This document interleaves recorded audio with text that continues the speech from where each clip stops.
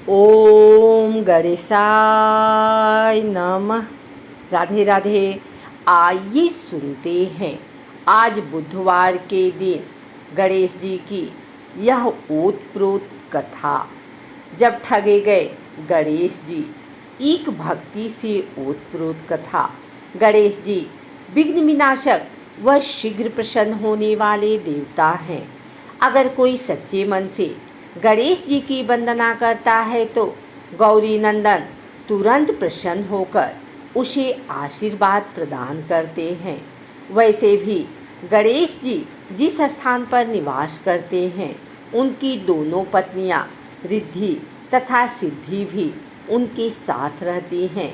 उनके दोनों पुत्र शुभ व लाभ का आगमन भी गणेश जी के साथ ही होता है।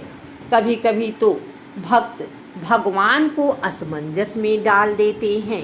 पूजा पाठ व भक्ति का जो वरदान मांगते हैं वह निराला होता है। काफ़ी समय पहले की बात है। एक गांव में एक अंधी बुढ़िया रहती थी। वह गणेश जी की परम भक्त थी। आँखों से भले ही दिखाई नहीं देता था, परंतु वह सुबह शाम गणेश जी की बंदगी में मग्न रहती थी।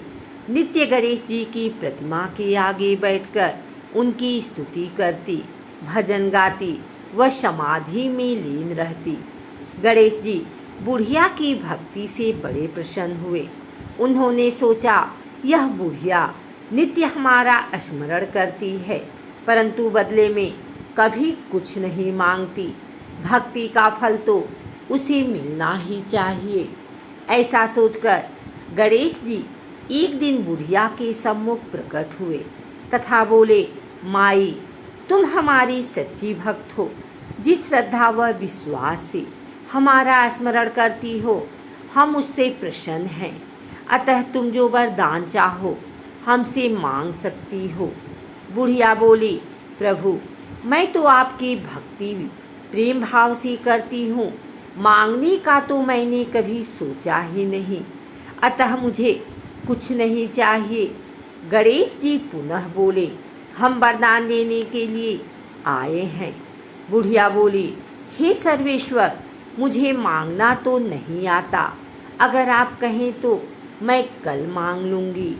तब तक मैं अपने बेटे व बहू से भी सलाह मशवरा कर लूँगी। गणेश जी कल आने का वादा करके वापस लौट गए। बुढ़िया का एक पुत्र व बहू थे। बुढ़िया ने सारी बात उन्हें बताकर सलाह मांगी।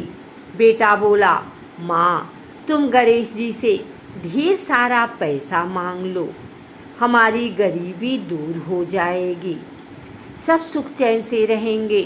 बुढ़िया की बहू बोली, नहीं, आप एक सुंदर पोते का वरदान मांगे। वंश को आगे बढ़ाने वाला भी तो चाहिए। बुढ़िया बेटे और बहू की बातें सुनकर असमंजस में पड़ गई। उसने सोचा, यह दोनों तो अपने अपने मतलब की बातें कर रहे हैं।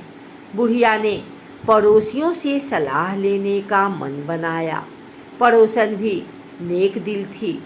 उसने बुढ़िया को समझाया कि तुम्हारी सारी जिंदगी दुखों में कटी है। अब जो थोड़ा जीवन बचा है वह तो सुख से व्यतीत हो जाए। धन अथवा पोते का तुम क्या करोगी? अगर तुम्हारी आँखें ही नहीं है तो यह सांसारिक वस्तुएं तुम्हारे लिए व्यर्थ है। अतः तुम अपने लिए दोनों आँखें मांग लो। बुढ़िया घर लौट आई। बुढ़िया और भी सोच में पड़ गई।